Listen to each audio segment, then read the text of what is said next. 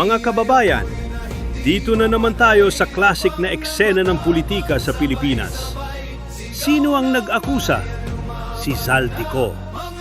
Sino ngayon ang may warrant of arrest? Si Zaldico rin.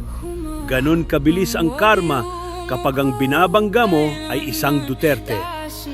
At sino ang inakusahan? Si VP Sara Duterte. Isang Duterte na hindi tumatakbo sa gulo.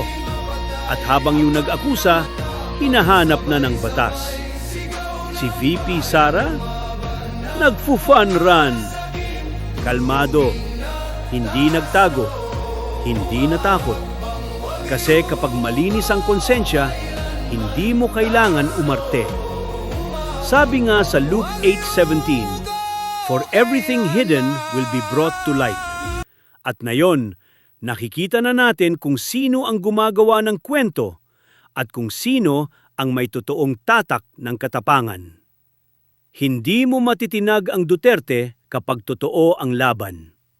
Pero ang mga gumagawa ng intriga, lagi silang nauuna sa warrant.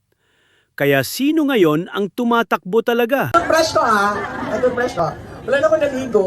Nanimaho pa kong efficacent gikan sa masahe kagabi. Tapos, isa lang kabuok medyas ang ako ang nabira.